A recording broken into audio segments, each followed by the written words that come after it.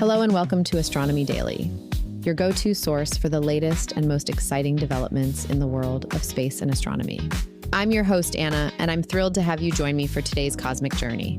In this episode, we'll be exploring a range of fascinating topics that are shaping our understanding of the universe. We'll dive into recent advancements in telescope technology that are pushing the boundaries of what we can see and learn about distant celestial objects. We'll also take a look at some intriguing space missions that are expanding our reach beyond Earth and uncovering new secrets of our solar system and beyond.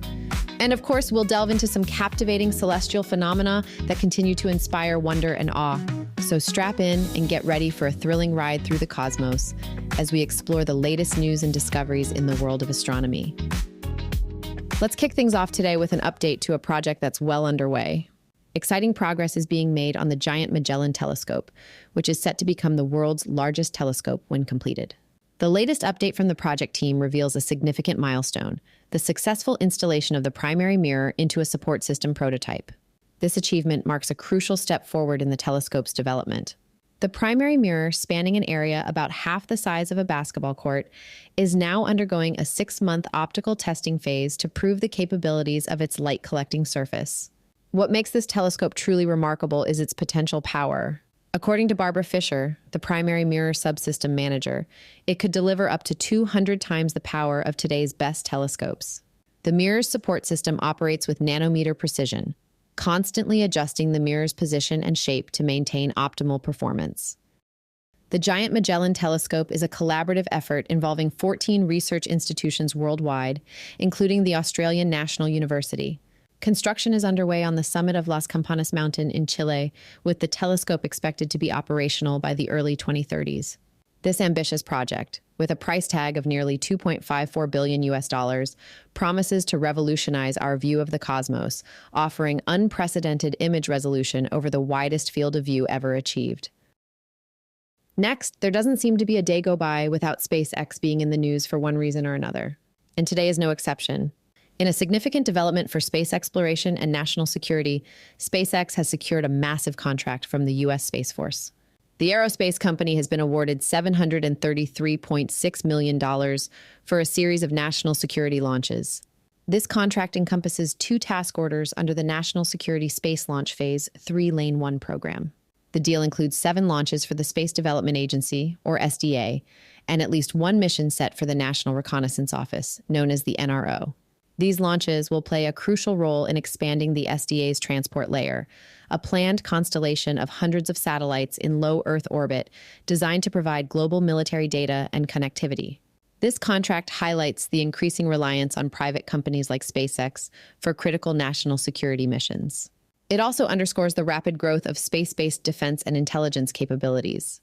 With these new launches, SpaceX continues to cement its position as a key player in both commercial and government space operations. Now, a problem that's needed addressing for some time. In an exciting development for space waste management, Sierra Space has announced plans to launch a trash compactor to the International Space Station in 2026. This innovative device aims to tackle the growing problem of garbage disposal in long-term space missions.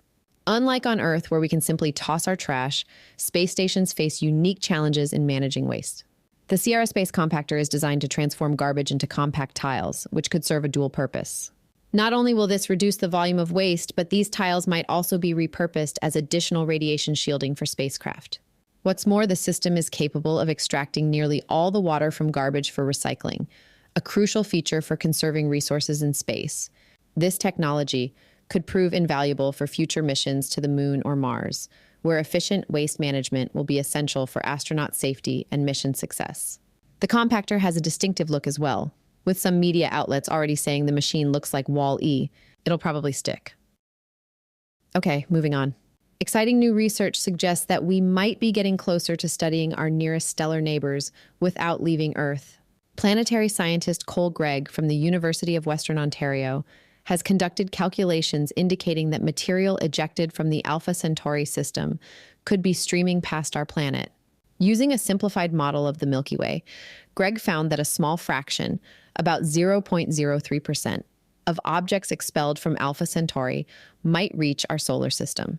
What's more, these objects could potentially be recognized as originating from that nearby star system. This opens up fascinating possibilities for studying material from beyond our solar system. While we've only identified 2 interstellar visitors so far, Oumuamua and Borisov, it's been impossible to trace their origins to specific star systems. Greg's model, however, starts by calculating how objects would behave after being ejected from a known nearby system like Alpha-centauri. The gravitational interactions between Alpha-Centauri's 3 stars could potentially eject material ranging from tiny grains to kilometer-sized comets and asteroids. These objects would continue orbiting the galaxy, potentially forming a stream with similar orbital properties. If detected near Earth, these shared characteristics could reveal their Alpha-Centauri origin. While more detailed modeling is needed, this research opens up the tantalizing possibility of studying material from our cosmic neighbors right in our own backyard. Some news from the United Kingdom now. Skyrora, a Scottish space company, is setting its sights on a suborbital launch from British soil in spring 2025. This ambitious goal comes after facing a year of regulatory delays in the UK's nascent space launch industry. The company had initially hoped to conduct this mission much sooner, but the complexities of navigating a new regulatory landscape have pushed their timeline back. The planned launch will use Skyrora's Skylark L rocket, an 11-meter-long single-stage vehicle. This mission is crucial for Skyrora as it will help de-risk their larger Skyrora XL rocket, designed for orbital launches. The company is working closely with the UK's Civil Aviation Authority and other regulatory bodies to secure the necessary licenses and approvals. These regulatory hurdles highlight the challenges faced by private space companies as the UK works to establish itself as a competitive player in the global space industry. Despite the setbacks, Skyrora remains committed to its goals and continues to make progress on both its suborbital and orbital launch systems.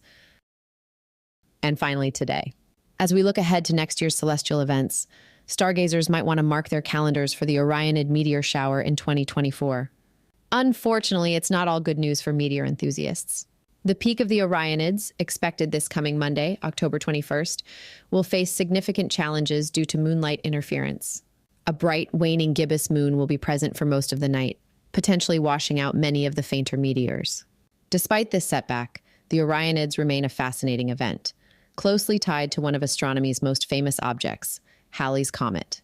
These meteors are actually tiny fragments left behind by Halley as it orbits the sun. So, while we won't see the comet itself until 2061, the Orionids offer us a chance to witness its cosmic debris. For those determined to catch a glimpse, your best bet will be in the early pre-dawn hours when Orion is highest in the southern sky. Just remember, patience and dark skies are key, and you might still spot a few of the brighter meteors streaking across the night. And that wraps up our journey through the cosmos for today. We've explored the progress of the Giant Magellan Telescope, SpaceX's new contracts with the Space Force, innovative waste management solutions for the ISS, potential interstellar visitors from Alpha-centauri, Skyrora's launch ambitions, and the upcoming Orionid meteor shower. For more details on these stories and other fascinating space and astronomy news, head over to our website at astronomydaily.io. There, you can sign up for our free daily newsletter and catch up on all the latest developments with our constantly updating news feed. You can also listen to all our back episodes. Don't forget to follow us on social media. Search for Astro Daily Pod on Facebook, X, YouTube, and TikTok to stay connected with us between episodes. This is Anna, and I'll be back on Tuesday with Steve and Hallie bringing you all the latest space news on Monday. Thank you for tuning into Astronomy Daily, and don't forget to help spread the word by telling all your friends about us. Keep looking up, and we'll see you next time among the stars. Bye now.